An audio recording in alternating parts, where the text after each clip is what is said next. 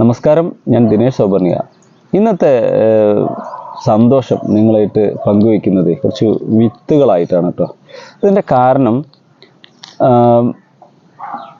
കുട്ടികളുടെ ബർത്ത്ഡേ സ്കൂളുകളിൽ പല രീതിയിൽ ആഘോഷിക്കുന്നുണ്ട്. അതിൽ പ്രധാനപ്പെട്ട ഒരു രീതി എന്ന് പറഞ്ഞാൽ മിഠായി അല്ലെങ്കിൽ കേക്ക്. എന്നാൽ ഇതിൽ നിന്നും വ്യത്യസ്തമായി ചിന്തിക്കുന്ന ധാരാളം രക്ഷിതാക്കളുണ്ട്. ഞാനതിലൊരാളാണ് കേട്ടോ. ഞാൻ എൻ്റെ മക്കളുടെ ബർത്ത്ഡേക്കൊക്കെ വിത്തൊക്കെ കൊടുത്തയക്കും. സ്കൂളിൽ വിത്തോ ചെടികളൊക്കെ കൊടുക്കുക. അപ്പോൾ ഇപ്പോൾ കഴിഞ്ഞ ദിവസം നമ്മളുടെ ഈ വീഡിയോ സ്ഥിരമായി കാണുന്ന ഒരു പാരൻറ്റ് ആ കുട്ടിയുടെ ബർത്ത്ഡേക്ക് ആ കുട്ടി പഠിക്കുന്ന ക്ലാസ്സിലെ 40 കുട്ടികൾക്ക് വേണ്ടിയിട്ട് ഒരാൾക്ക് 4 പാക്കറ്റ് വിത്തുകൾ വീതം എത്തിച്ചു കൊടുക്കാൻ പറഞ്ഞു. ആ 4 പാക്കറ്റ് വിത്തുകളാണ് കേട്ടോ. അതായത് ഇലക്കറി വിഭവങ്ങളാണ് പറഞ്ഞിട്ടുള്ളത്. ഇലക്കറി ഐറ്റംസ്. അതിൽ ഒന്ന് പാലക്ക് ചീര, രണ്ടാമത്തത് നമ്മളുടെ പച്ച ചീര, മൂന്നാമത്തത് ചുവപ്പ് ചീര, പിന്നെ പുതുതായി വന്നിട്ടുള്ള നമ്മളുടെ നമ്മളെ കയ്യിലേക്ക് വന്നുള്ള ജർജീർ.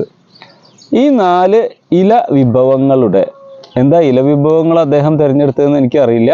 എന്തായാലും കുട്ടികൾക്ക് ഇലക്കറി നല്ലതായിട്ട് കഴിക്കണം എന്നുള്ളത് കൊണ്ടായിരിക്കാം ആരോഗ്യബോധമുള്ള ആ രക്ഷിതാവ് ഈ 4 ഇലക്കറി വിഭവങ്ങൾ തിരഞ്ഞെടുത്ത് മകൻ്റെ ബർത്ത്ഡേക്ക് സ്കൂളിലേക്ക് എത്തിച്ചു കൊടുക്കാൻ വന്നു.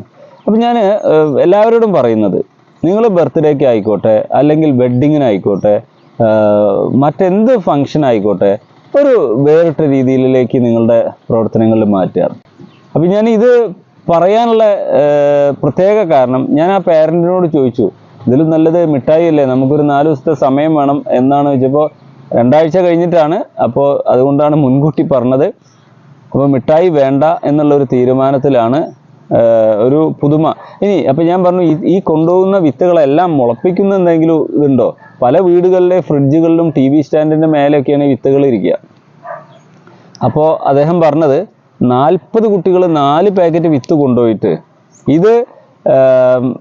ഇതിലെ 10 കുട്ടികളെങ്കിലും വിത്തിട്ട് കഴിഞ്ഞിട്ട് നിലത്തിട്ട് കഴിഞ്ഞാൽ മുളച്ചു വന്നാൽ അത് തന്നെ വലിയൊരു കാര്യമല്ലേന്ന്. ബാക്കി വിത്തുകൾ അവിടെ റാക്കിൻ്റെ മേലെയോ ഫ്രിഡ്ജിൻ്റെ മേലെയോ ഇരുന്നാലും എപ്പോഴെങ്കിലും അത് കേട് വന്നിട്ടില്ലെങ്കിൽ പുറത്തേക്ക് ഇട്ട് ആ തെങ്ങിൻ്റെ കടക്കിലെങ്കിലും കിടന്ന് മുളച്ചു കഴിഞ്ഞാൽ അത് ഉണ്ടാവട്ടെ എന്നുള്ള ഒരു ചിന്താഗതിയാണ് അദ്ദേഹത്തിന്. അപ്പോൾ ആ രക്ഷിതാവിന് നല്ലൊരു സല്യൂട്ട് നൽകിക്കൊണ്ട് ഈ വീഡിയോ ഇവിടെ നിർത്തുന്നു. നിങ്ങൾക്കും ഇങ്ങനത്തെ പ്രോഗ്രാമുകൾ നിങ്ങളുടെ നാട്ടിലെ സ്കൂളുകളിലൊക്കെ ചെയ്യാം.